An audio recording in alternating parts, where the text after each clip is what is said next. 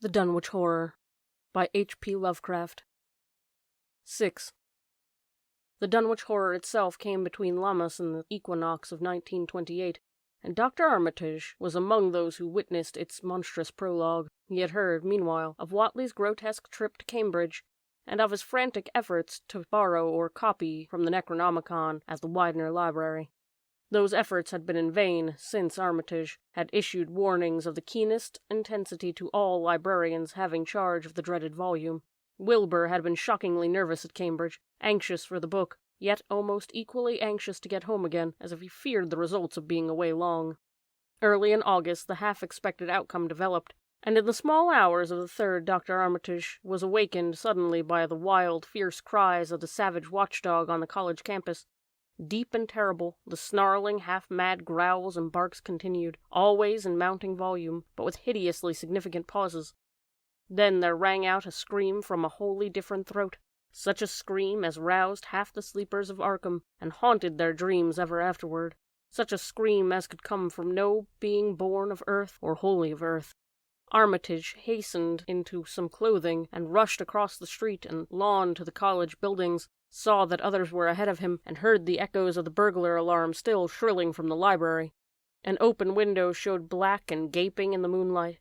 What had come had indeed completed its entrance, for the barking and screaming, now fast fading into a mixed low growling and moaning, proceeded unmistakably from within. Some instinct warned Armitage that what was taking place was not a thing of unfortified eyes to see, so he brushed back the crowd with authority as he unlocked the vestibule door. Among the others he saw Professor Warren Rice and Dr. Francis Morgan, men whom he had told some of his conjectures and misgivings, and these too he motioned to accompany him inside. The inward sounds, except for the watchful, droning whine from the dog, had by this time quite subsided, but Armitage now perceived with a sudden start that a loud chorus of whippoorwills among the shrubbery had commenced a damnably rhythmic piping, as if in unison with the last breath of a dying man. The building was full of a frightful stench which Dr. Armitage knew too well, and the 3 men rushed across the hall to the small genealogical heading-room whence the slow whining came. For a second nobody dared to turn on the light. Then Armitage summoned up his courage and snapped the switch. One of the 3, it is not certain which, shrieked aloud at what sprawled before them among disordered tables and overturned chairs. Professor Rice declared that he wholly lost consciousness for a second, though he did not stumble or fall. The thing that lay half-bent on its side in a fetid pool of greenish-yellow ichor and tarry stickiness was almost 9 feet tall, and the dog had torn off all the clothing and some of the skin. It was not quite dead, but twitched silently and spasmodically, while the chest heaved in monstrous unison with the mad piping of the expectant whippoorwills outside. Bits of shoe leather and fragments of apparel were scattered about the room, and just inside the window an empty canvas sack lay where it had evidently been thrown. Near the central desk a revolver had fallen, a dented but undischarged cartridge later, explaining why it had not been fired.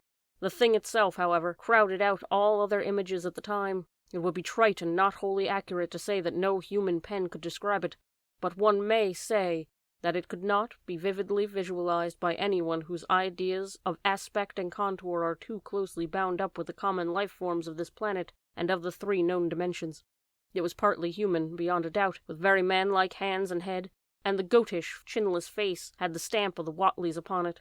But the torso and lower parts of the body were teratologically fabulous, so that only generous clothing could have enabled it to walk on earth unchallenged or uneradicated. Above the waist it was still semi-anthropomorphic, though its chest, where the dog's rending paws still rested watchfully, had a leathery, reticulated hide of a crocodile or alligator. The back was piebald with yellow and black, and dimly suggested the squamous covering of certain snakes. Below the waist, though, it was the worst, for here all human resemblance left off and sheer fantasy began. The skin was thickly covered with coarse black fur, and from the abdomen a score of long greenish-gray tentacles with red sucking mouths protruded limply. Their arrangement was odd, and seemed to follow the symmetries of some cosmic geometry unknown to Earth or the solar system. On each of the hips, deep set in a kind of pinkish, silated orbit, was what seemed to be a rudimentary eye, whilst in lieu of a tail there depended a kind of trunk or feeler with a purple annular markings, and with many evidences of being an underdeveloped mouth or throat. The limbs, save for their black fur, roughly resembled the hind legs of prehistoric Earth's giant saurians, and terminated in ridgy, veined pads that were neither hooves nor claws. When the thing breathed, its tail and tentacles rhythmically changed color, as if from some circulatory cause normal to the non-human side of its ancestry.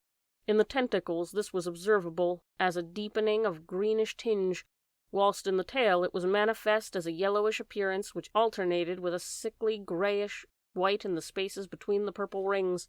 Of genuine blood there was none, only the fetid greenish-yellow ichor that trickled along the painted floor beyond the radius of the stickiness, and left a curious discoloration behind it. As the presence of the three men seemed to rouse the dying thing, it began to mumble without turning or raising its head. Dr. Armitage made no written record of its mouthings, but asserts confidently that nothing in English was uttered. At first the syllables defied all correlation with any speech on earth, but toward the last there came some disjointed fragments evidently taken from the Necronomicon, that monstrous blasphemy in quest of which the thing had perished. Those fragments, as Armitage recalls them, ran something like Nga, Ngaga, Boshagog, Ya, Yasakoth, Yog-Sothoth. They trailed off into nothingness as the whippoorwills shrieked in rhythmic crescendos of unholy anticipation. Then came a halt in the gasping, and the dog raised his head in a long, lugubrious howl. A change came over the yellow, goatish face of the prostrate thing, and the great black eyes fell in appallingly. Outside the window the shrilling of the whippoorwills had suddenly ceased, and above the murmurs of the gathering crowd there came a sound of panic-struck whirring and fluttering. Against the moon vast clouds of feathery watchers rose and raced from sight, frantic at that which they sought for prey. All at once the dog started up abruptly, gave a frightened bark, and leaped nervously out the window by which it had entered. A cry rose from the crowd, and Dr. Armitage shouted to the men outside that no one must be admitted till the police or medical examiner came. He was thankful that the windows were just too high to permit the peering in, and drew the dark curtains carefully down over each one. By this time 2 policemen had arrived, and Dr. Morgan, meeting them in a vestibule, was urging them for their own sakes to postpone entrance to the stench-filled reading-room till the examiner came and the prostrate thing could be covered up. Meanwhile, frightful changes were taking place on the floor. One need not describe the kind and rate of shrinkage and disintegration that occurred before the eyes of Dr. Armitage and Professor Rice, but it is permissible to say that, aside from the external appearance of the face and hands, the really human elements of Wilbur Whately must have been very small. When the medical examiner came, there was only a sticky whitish mass on the painted boards, and the monstrous odor had nearly disappeared. Apparently Whately had had no skull or bony skeleton, at least in any true or stable sense. He had taken somewhat after his unknown father. 7. Yet all this was only the prologue of the actual Dunwich Horror. Formalities were gone through by bewildered officials. Abnormal details were duly kept from press and public, and men were sent to Dunwich and Aylesbury to look up property and notify any who might be heirs of the late Wilbur Whately. They found the countryside in great agitation, both because of the growing rumblings beneath the domed hills, and because of the unwonted stench and the surging, lapping sounds which came increasingly from the great empty shell formed by Whately's boarded-up farmhouse. Earl Sawyer, who tended the horse and cattle during Wilbur's absence, had developed a woefully acute case of the nerves. The officials devised excuses not to enter the noisome boarded place, and were glad to confine their survey of the deceased's living quarters, the newly mended sheds, to a single visit. They filed a ponderous report at the courthouse in Aylesbury, and litigations concerning heirship are said to be still in progress amongst the innumerable Whatleys, decayed and undecayed, of the upper Miskatonic Valley. An almost interminable manuscript in strange characters, written in a huge ledger and adjudged a sort of diary because of the spacing and the variations in ink and penmanship, presented a baffling puzzle to those who found it on the old bureau which served as its owner's desk. After a week of debate it was sent to Miskatonic University together with the deceased's collection of strange books, for study and possible translation, but even the best linguists soon saw that it was not likely to be unriddled with ease. No trace of ancient gold with which Wilbur and old Whately always paid their debts has yet to be discovered. It was in the dark of September 9th that the horror broke loose. The hill noises had been very pronounced during the evening, and dogs barked frantically all night. Early risers on the 10th noticed a peculiar stench in the air. About 7 o'clock, Luther Brown, a hired boy at George Corey's, between Cold Spring Glen and the village, rushed frenziedly back from his morning trip to 10-acre meadow with the cows. He was almost convulsed with fright as he stumbled into the kitchen, and in the yard outside the no less frightened herd were pawing and lowing pitifully. Having followed the boy back in the panic they shared with him, between gasps Luther tried to stammer out his tale to Mrs. Corey. "Up there in that rud beyond the glen, Miss Corey, there's something been there. It smelled thunder, and all the bushes and little trees is pushed back from the rud like a house been moving along on it. And that ain't the worst, neither. They's prints in the road, Miss Corey. Great round prints as big as barrel-heads, all sunk down deep like an elephant had been along, only they's a sight more nor 4 feet could make. I looked at 1 or 2 of 'em before I run, and I see every one was covered and lines spreading out from one place, as if big palm-leaf fans, twixt 3 times as big as any they is, had been pawed down under the road, and the smell was awful, like was around Wizard Wheatley's old house." Here he faltered, and seemed to shiver afresh with a fright that had sent him flying home. Mrs. Corey, unable to extract more information, began telephoning the neighbors, thus starting on its rounds the overture of panic that heralded the major terrors. When she got to Sally Sawyer, housekeeper at Seth Bishop's, the nearest place to the Whateleys, it became her turn to listen instead of transmit, for Sally's boy Chauncey, who slept poorly, had been up on the hill toward the Whateleys, and had dashed back in terror after one look at the place, and at the pasturage where Mr. Bishop's cows had been left out all night. "Yes, Miss Corey," came Sally's tremulous voice over the party wire.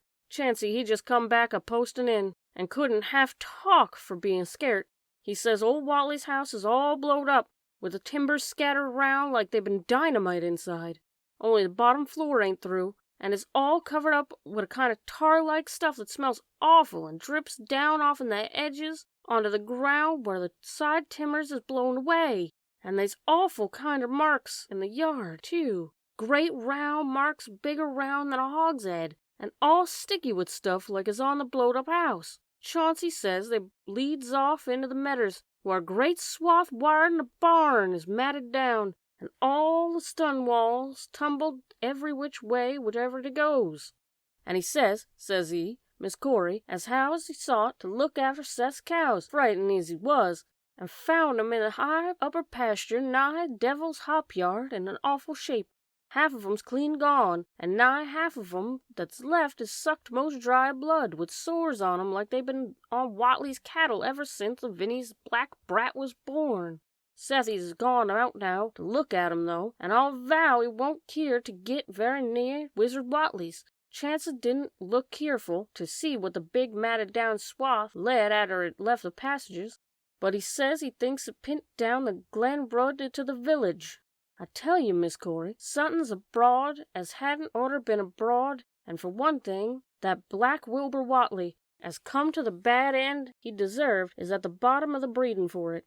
He wasn't all human himself, Alice says to everybody, and I think he's old Whatley must have raised something in that there nailed-up house as ain't even so human as he was. They's allus been unseen things around Dunwich, living things, as ain't human and ain't good for human folks.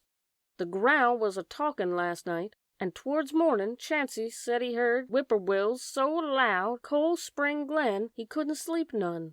Then he thought he heard another faint-like sound over towards Wizard Whatley's, a kind of ripping and tearing of wood, like some big box or crate was being opened fur off. What with this and that, he didn't git to sleep at all till sunup, and no sooner was he up in the morning, but he's got to go over to Wheatley's to see what the matter.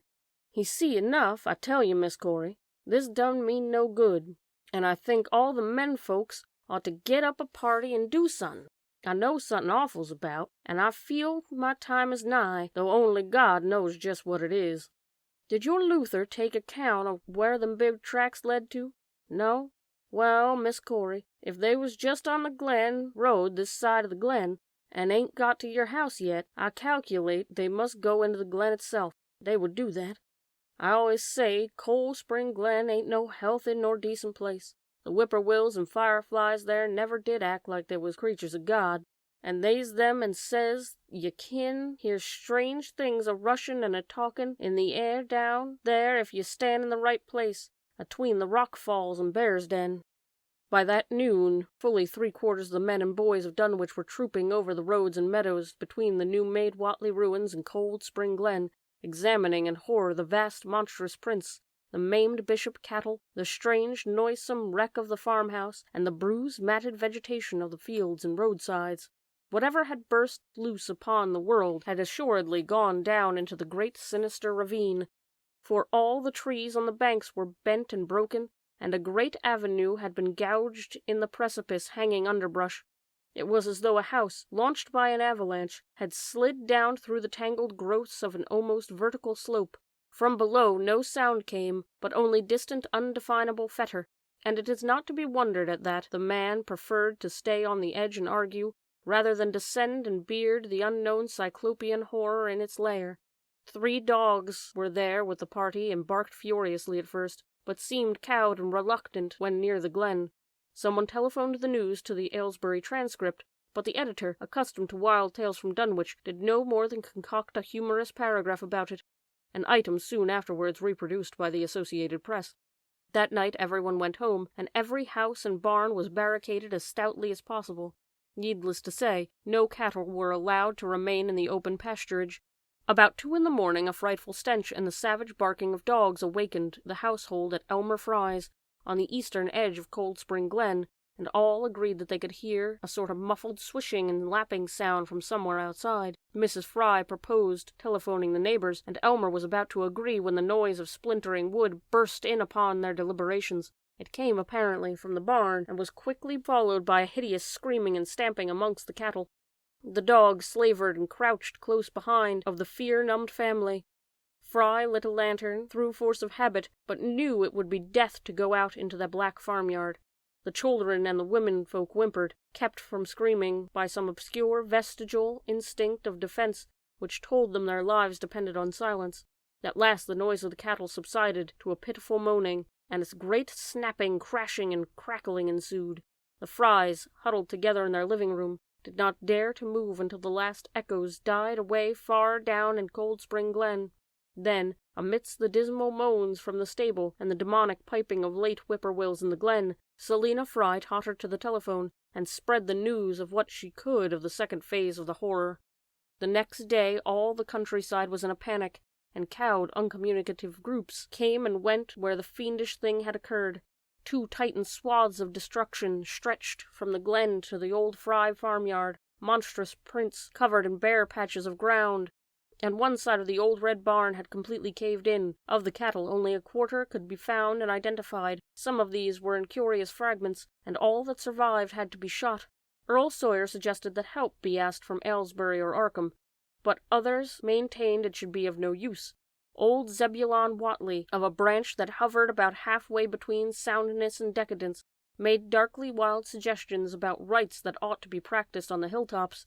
He came of a line where tradition ran strong, and his memories and chantings of great stone circles were not altogether connected with Wilbur and his grandfather. Darkness fell upon the stricken countryside, too passive to organize for real defense. In a few cases, closely related families would band together and watch in the gloom under one roof, but in general there was only a repetition of the barricading of the night before, and a futile, ineffective gesture of loading muskets and setting pitchforks handily about. Nothing, however, occurred except some hill noises, and when the day came there were many who hoped that the new horror had gone as swiftly as it had come. There were no bold souls who proposed an offense expedition down the glen, though they did not venture to set forth an actual example to the still reluctant majority.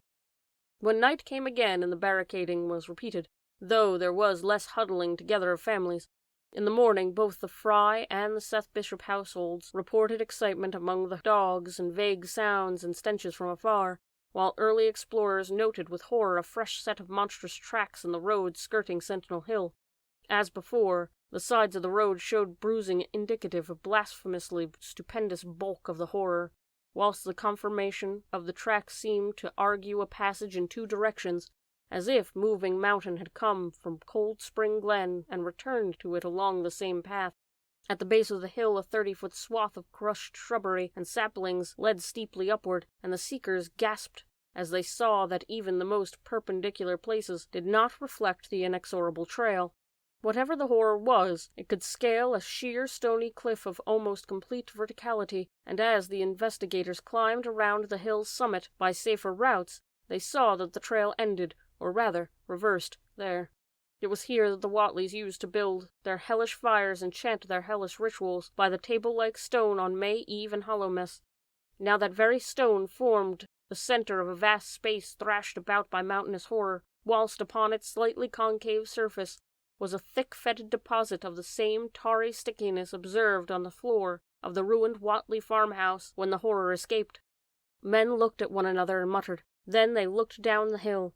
Apparently the horror that had descended by a route much the same as that of its ascent.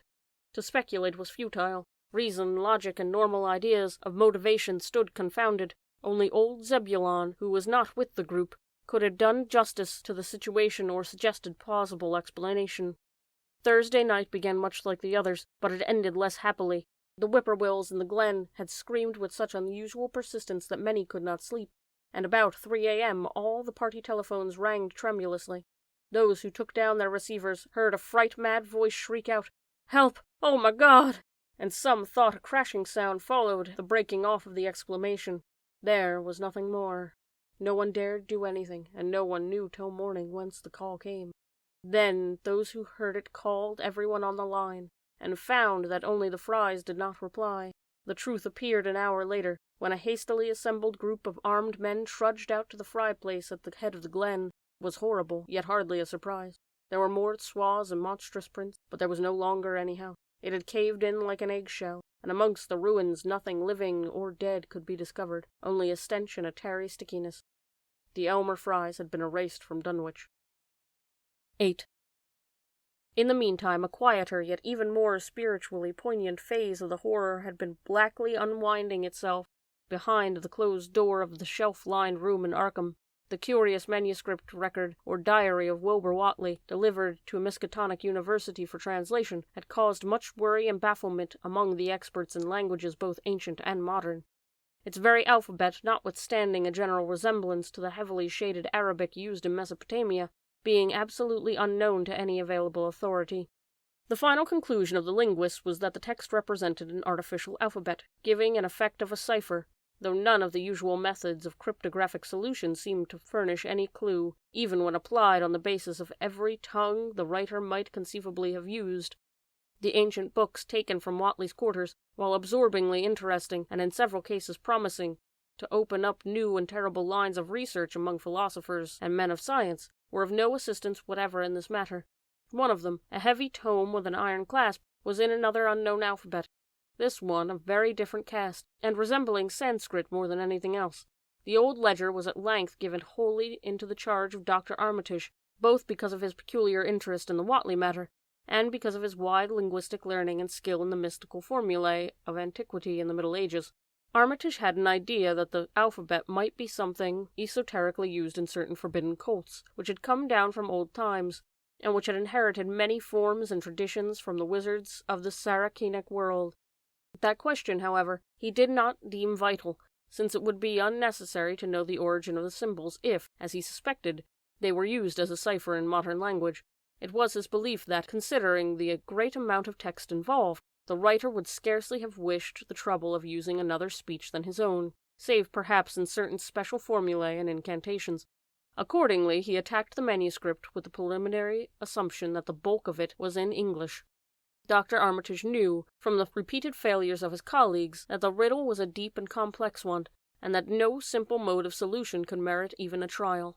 All through late August he fortified himself with massed lore of cryptography, drawing upon the fullest resources of his own library, and waiting night after night amidst the arcana of Trithemius's Polygrapha, Giambattista Porta's De Fervis Literatum Notis, De Venier's Trait de Chiffre, Falconer's Cryptomensis Patafacta, Davies and Thickness's 18th century treatises, and such fairly modern authorities as Blair von Martin and Kluber's Cryptographic.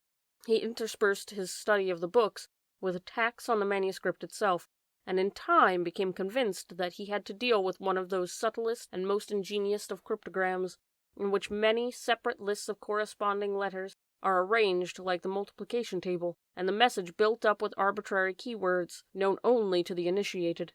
The older authorities seemed rather more helpful than the newer ones, and Armitage concluded that the code of the manuscript was one of great antiquity, no doubt handed down through a long line of mystical experimenters, Several times he seemed near daylight, only to be set back by some unforeseen obstacle. Then, as September approached, the clouds began to clear. Certain letters, as used in certain parts of the manuscript, emerged definitely and unmistakably, and it became obvious that the text was indeed in English. On the evening of September 2nd, the last major barrier gave way, and Dr. Armitage read for the first time a continuous passage of Wilbur Whately's annals. It was in truth a diary, as all had thought, and it was couched in a strange style, clearly showing a mixed occult erudition and general illiteracy of the strange being who wrote it. Almost the first long passage that Armitage deciphered, an entry dated November 26, 1916, proved highly startling and disquieting. It was written, he remembered, by a child of 3½ who looked like a lad of 12 or 13. Today the Acklo for the Sabbath it ran, which did not like, it being answerable from the hill and not from the air. That upstairs more ahead of me than I had thought it would be, and is not like to have much earth brain.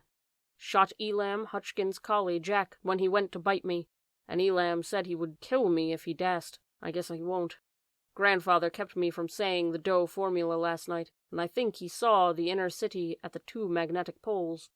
I shall go to those poles when the earth is cleared off, if I can't break through with the Doe-Na formula when I commit it. They from the air told me at Sabbath that it will be years before I can clear off the earth, and I guess Grandfather will be dead then, so I shall have to learn all the angles of the planes and all the formulas between the ear and the near. They from outside will help, but they cannot take body without human blood. That upstairs looks, it will have the right gast. I can see it a little when I make the Yorish sign or blow power into the Ibn Ghazi at it, and it is near like them at May Eve on the hill. The other face may wear off some. I wonder how it shall look when the earth is cleared and there are no earth beings on it. He that came from Anklo's Sabbath said I may be transfigured, there being much of outside to work on. Morning found Dr. Armitage in a cold sweat of terror and frenzy, of wakeful concentration. He had not left the manuscript all night, but sat at his table with the electric light turning page after page with shaking hands as fast as he could decipher the cryptic text. He had nervously telephoned his wife he would not be home, and when she brought him a breakfast from the house he could scarcely dispose of a mouthful. All that day he read on, now and then halted maddeningly as a reapplication of the smallest complex key became necessary. Lunch and dinner were brought to him, but he ate only the smallest fraction of either. Toward the middle of the next night he dozed off in his chair, but soon woke out of a tangle of nightmares almost as hideous as the truths and menaces to man's existence that he had uncovered. On the morning of September 4th, Professor Rice and Dr. Morgan insisted on seeing him for a while, and departed trembling and ashen gray. That evening he went to bed, but slept only fitfully. Wednesday, the next day, he was back at the manuscript, and began to take copious notes, both from the current sections, and from those he had already deciphered. In the small hours of that night, he slept a little in the easy-chair in his office, but was at the manuscript again before dawn. Some time before noon his physician, Dr. Hartwell, called to see him and insisted that he cease work. He refused, intimating that it was the most vital importance for him to complete the reading of the diary, and promising an explanation in due course of time. That evening, just as twilight fell, he finished his terrible perusal and sank back exhausted. His wife, bringing him dinner, found him in a half-comatose state, but he was conscious enough to warn her off with a sharp cry when he saw her eyes wander towards the notes he had taken. Weakly rising, he gathered up the scribbled papers and sealed them all in a great envelope, which he immediately placed inside his coat pocket. He had sufficient strength to get home, but was so clearly in need of medical aid that Dr. Hartwell was summoned at once. As the doctor put him to bed, he could only mutter over and over again, "But what, in God's name, can we do?" Dr. Armitage slept, but was partly delirious the next day. He made no explanations to Hartwell, but in his calmer moments spoke of imperative need of a long conference with Rice and Morgan. His wilder wanderings were very startling indeed, including frantic appeals that something in the boarded-up farmhouse be destroyed, and fantastic references to some plan for the extirpation of the entire human race and all animal and vegetable life from the earth by some terrible elder race of beings from another dimension. He would shout that the world was in danger, since the elder things wished to strip it and drag it away from the solar system and the cosmos of matter into some other plane or phase of identity from which it had once fallen, vigintillions of eons ago. At other times he would call for the dreaded Necronomicon and the Daemonatralia and Regmigius, in which he seemed hopeful of finding some formula to check the peril he conjured up. "Stop them! Stop them!" he would shout. "Those Whateleys meant to let them in, and the worst of all is left. Tell Rice and Morgan we must do something. It's a blind business, but I know how to make the powder. It hasn't been fed since the 2nd of August, when Wilbur came here to his death, and at that rate—" But Armitage had a sound physique despite his 73 years, and slept off his disorder that night without developing any real fever. He woke Friday, clear of head, though sober, and with a gnawing fear of tremendous sense of responsibility. Saturday afternoon he felt able to go over to the library and summon Rice and Morgan for a conference, and the rest of that day and evening the 3 men tortured their brains in the wildest speculation of the most desperate debate.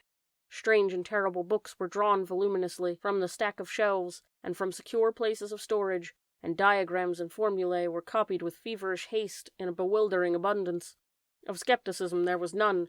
All 3 had seen the body of Wilbur Whateley as it lay on the floor in a room of that very building, and after that not one of them could feel even slightly inclined to treat the diary as a madman's raving. Opinions were divided as to notifying the Massachusetts State Police, and the negative finally won. There were things involved which simply could not be believed by those who had not seen a sample, as indeed was made clear during certain subsequent investigations. Late at night the conference was disbanded, without having developed a definite plan, but all day Sunday Armitage was busy comparing formulae and mixing chemicals obtained by the college laboratory. The more he reflected on the hellish diary, the more he was inclined to doubt the efficacy of any material agent in stamping out the entity which Wilbur Whateley had left behind him, the earth-threatening entity which, unknown to him, was to burst forth in a few hours and become the memorable Dunwich Horror. Monday was a repetition of Sunday with Dr. Armitage, for the task in hand required an infinity of research and experiment. Further consultations of the monstrous diary brought about various changes of plan, and he knew that even in the end a large amount of uncertainty must remain. By Tuesday he had a definite line of action mapped out, and believed he would try a trip to Dunwich within a week. Then, on Wednesday, the great shock came. Tucked obscurely away in the corner of the Arkham Advisor was a facetious little item from the Associated Press, telling what a record-breaking monster the bootleg whiskey of Dunwich had raised up. Armitage, half stunned, could only telephone for Rice and Morgan. Far into the night they discussed, and the next day was a whirlwind of preparation on the part of them all. Armitage knew he would be meddling with terrible powers, yet saw that there was no other way to annul the deeper and more malign meddling which others had done before him. 9. Friday morning, Armitage, Rice, and Morgan set out by motor for Dunwich, arriving at the village about 1 in the afternoon. The day was pleasant, but even in the brightest sunlight a kind of quiet dread and portent seemed to hover over the strangely domed hills and the deep shadowy ravines of the stricken region. Now and then on some mountain top a gaunt circle of stones could be glimpsed against the sky. From the air of hushed fright at Osborne's store, they knew something hideous had happened, and soon learned of the annihilation of the Elmer Fry house and family. Throughout that afternoon they rode around Dunwich, questioning the natives concerning all that had occurred, and seeing for themselves with rising pangs of horror the dread Fry ruins, with their lingering traces of tarry stickiness, the blasphemous tracks in the Fry yard, the wounded Seth Bishop cattle, and the enormous swaths of disturbed vegetation in various places. The trail up and down Sentinel Hill seemed to Armitage of almost cataclysmic significance, and he looked long at the sinister altar-like stone on the summit. At length the visitors, apprised of a party of state police, which had come from Aylesbury that morning in response to the first telephone reports of the Fry tragedy, decided to seek out the officers and compare notes as far as practicable. This, however, they found more easily planned than performed, since no sign of the party could be found in any direction. There had been 5 of them in the car, but now the car stood empty near the ruins in the Fry yard. The natives, all of whom had talked with the policeman, seemed at first as perplexed as Armitage and his companions. The old Sam Hutchins thought of something and turned pale, nudging Fred Farr and pointing to the dank, deep hollow that yawned close by. "God," he gasped, "I telled him not to go down in that glen, and I never thought nobody'd do it with them tracks and that smell and the whippoorwills a-screechin' down there dark on noonday." A cold shudder ran through natives and visitors alike, and every ear seemed strange in a kind of instinctive, unconscious listening. Armitage, now that he had actually come upon the horror and its monstrous work, trembled with the responsibility he felt to be his. Night would soon fall, and it was then that the mountainous blasphemy lumbered upon its eldritch course. Negotium, perambulans in tenebris, The old librarian rehearsed the formulae he had memorized, and clutched the paper containing the alternative ones he had not memorized. He saw that his electric flashlight was in working order. Rice, beside him, took a Valleys and metal sprayer of the sort used in combating insects, whilst Morgan encased a big game rifle, on which he replied, despite his colleague's warnings that no material weapon would be of help. Armitage, having read the hideous diary, knew painfully well what kind of manifestation to expect, but he did not add to the fright of the Dunwich people by giving any hints or clues. He hoped that it might be conquered without any revelation to the world of the monstrous thing it had escaped. As the shadows gathered, the natives commenced to disperse homeward, anxious to bar themselves indoors despite the present evidence that all human locks and bolts were useless before a force that could bend trees and crush houses when it chose. They shook their heads at the visitors' plan to stand guard at the Fry ruins near the glen, and as they left, had little expectancy of ever seeing the watchers again. There were rumblings under the hills that night, and the whippoorwills piped threateningly. Once in a while a wind, sweeping up out of Cold Spring Glen, would bring a touch of ineffable fetor to the heavy night air, such a fetor as all three of the watchers had smelled once before, when they stood above a dying thing that had passed for 15.5 as a human being. But the looked-for terror did not appear. Whatever was down there in the glen was biding its time, and Armitage told his colleagues it would be suicidal to try to attack it in the dark. Morning came wanly, and the night sound ceased. It was a grey, bleak day, with now and then a drizzle of rain, and heavier clouds seemed to be piling themselves beyond the hills in the northwest. The men from Arkham were undecided what to do, seeking shelter from the increasing rainfall beneath one of the few undestroyed Fry outbuildings. They debated the wisdom of waiting, or of taking the aggressive and going down into the glen in quest of their nameless monstrous quarry. The downpour waxed in heaviness, and distant peals of thunder sounded from far horizons. Sheet lightning shimmered, and then a forky bolt flashed near at hand, as if descending into the accursed glen itself. The sky grew very dark, and the watchers hoped that the storm would prove short, sharp one, followed by clear weather. It was still gruesomely dark when, not much over an hour later, a confused babble of voices sounded down the road. Another moment brought to view a frightened group of more than a dozen men, running, shouting, and even whimpering hysterically. Someone in the lead began sobbing out words, and the Arkham men started violently when those words developed a coherent form. "Oh, my God," the voice choked out. "It's a-going again, and this time by day. It's out, and it's moving this very minute, and only the Lord knows when it'll be on us all." The speaker panted into silence, but another took up his message. "Nigh an hour ago, Zeb Whatley here heard a phone a-ringing, and it was Miss Corey, George's wife that lives down by the junction. She says the hired boy Luther was out driving in the cows from the storm after a lightning bolt, and he see all them trees a-bending in the mouth of the glen opposite side to his, and smelt the same awful smell like he smelt when he found the big tracks last Monday morning. And he says there was a swishing, a lapping sound, more nor what the bending trees and bushes could make. And all of a sudden the trees along the road begun to get pushed to one side, and the awful stomping and splashing in the mud. But mind you, Luther didn't see nothing at all, only just a bending trees and underbrush. Then fur ahead where Bishop's Brook goes under the road, he heard awful creaking and straining on the bridge, and he says he could tell a sound of wood starting to crack and split, and all whilst he never sees a thing, only them trees and bushes a-bending. And when a swishing sound gets very far off, on the road towards Wizard Whatley's in Sentinel Hill, Luther says he gets guts to step up to what he heard and look around the ground. It was all a mud and water, and sky was dark, and the rain was wiping out the tracks about as fast as it could be. But beginning at the glen mouth, where the trees bed moved, there was still some awful prints big as barrels like he seen Monday." At this point, the first excited speaker interrupted. "But that wasn't the trouble now. That was only the start. Zeb here was calling folks up, and everybody was a-listening in when a call from Seth Bishop's cut in. His housekeeper, Sally, was carrying that fit to kill. She'd jest see the trees a-bending beside the road, and said they was kind of mushy sound, like a elephant puffing and treading and heading for the house.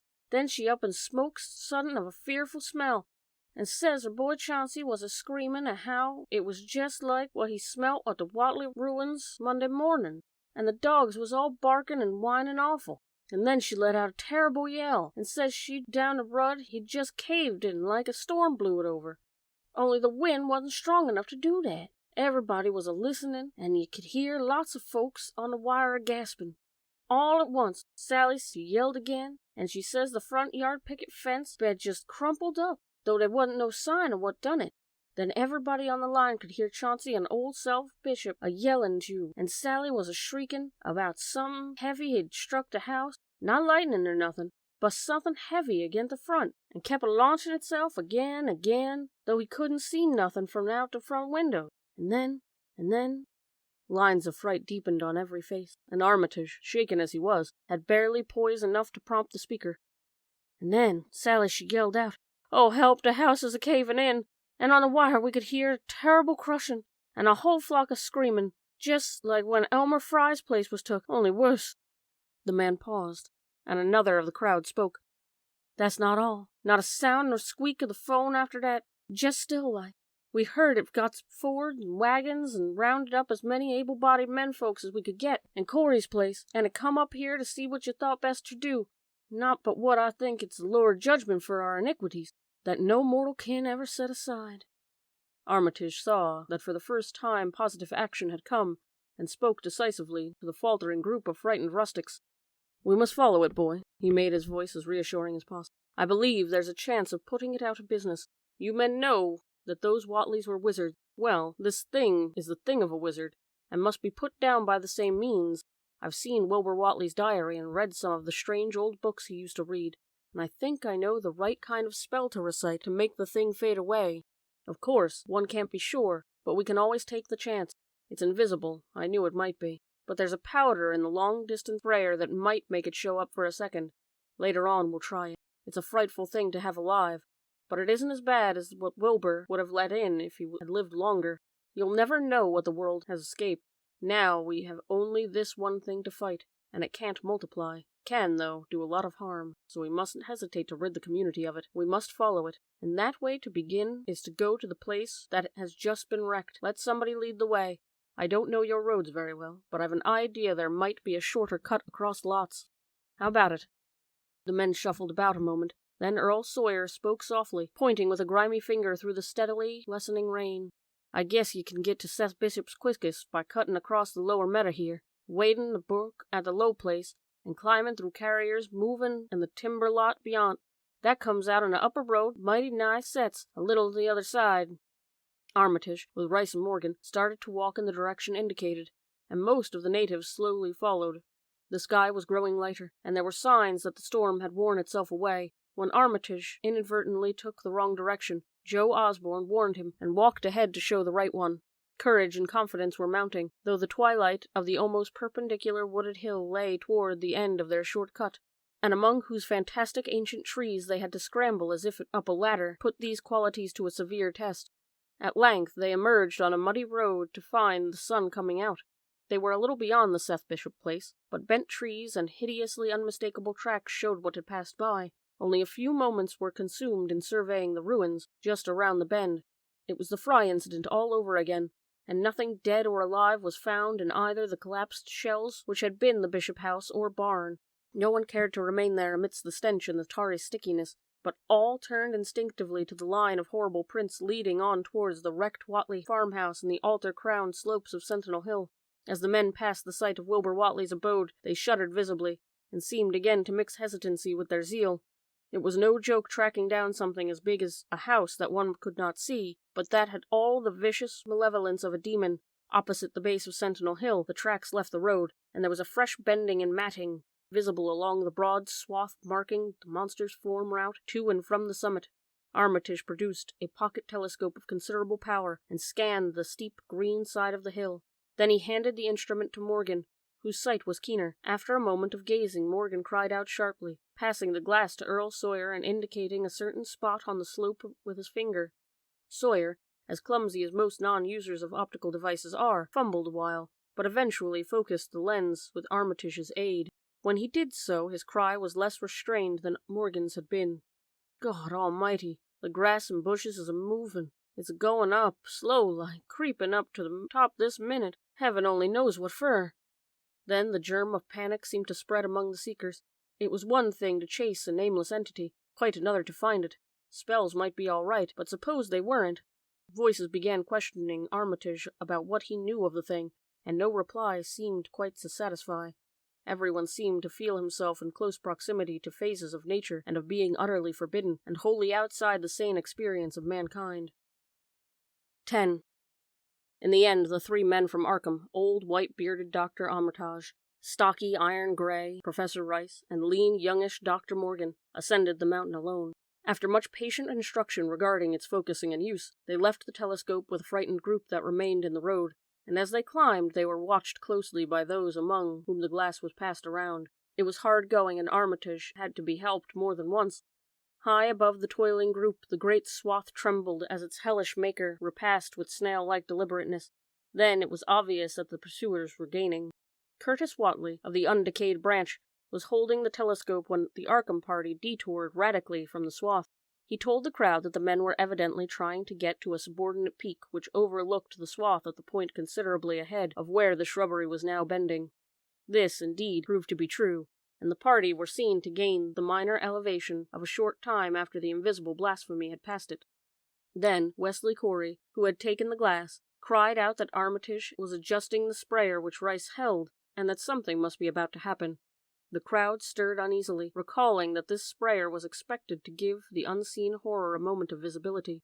2 or 3 men shut their eyes, but Curtis Whatley snatched back the telescope and strained his vision to the utmost. He saw that Rice, from the party's point of vantage, above and behind the entity, had an excellent chance of spreading the potent powder with marvelous effect. Those without the telescope saw only an instant's flash of gray cloud, a cloud about the size of a moderately large building, near the top of the mountain. Curtis, who had held the instrument, dropped it with a piercing shriek into the ankle-deep mud of the road. He reeled, and would have crumpled to the ground had not 2 or 3 others seized and steadied him. All he could do was moan half-audibly. Oh, great God, that. There was a pandemonium of questioning, and only Henry Wheeler thought to rescue the fallen telescope and wipe it clean of mud. Curtis was past all coherence, and even isolated replies were almost too much for him. Bigger'n a burn. All made of squirmin' ropes. Whole thing sort of shaped like a hen's egg, bigger'n anything, with dozens of legs like hogs' heads, and half shut up when they step. Nothing solid about it. All like jelly, and made of sprit wigglins, ropes pushed close together, great bulgin' eyes all over it, 10 or 20 mouths or trunks a-stickin' out all along the sides, big as stovepipes, and all a-tossin' and openin' and shuttin', all gray, with kinder blue or purple rings. And God in heaven, that half-face on top. This final memory, whatever it was, proved too much for poor Curtis, and he collapsed completely before he could say more. Fred Farr and Will Hutchins carried him to the roadside and laid him on the damp grass. Henry Wheeler, trembling, turned to the rescued telescope on the mountain to see what he might. Through the lenses were discernible 3 tiny figures, apparently running towards the summit as fast as the steep incline allowed. Only these, nothing more. Then everyone noticed the strangely unseasonable noise in the deep valley behind, and even in the underbrush of Sentinel Hill itself. It was the piping of unnumbered whippoorwills, and in their shrill chorus there seemed to be a lurk of a note of tense and evil expectancy. Earl Sawyer now took the telescope and reported the 3 figures as standing on the topmost ridge, virtually level with the altar stone but at its considerable distance from it.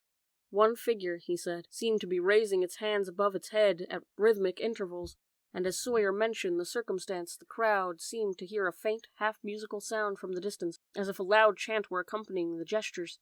The weird silhouette on that remote peak must have been the spectacle of infinite grotesqueness and impressiveness, but no observer was in the mood for aesthetic appreciation.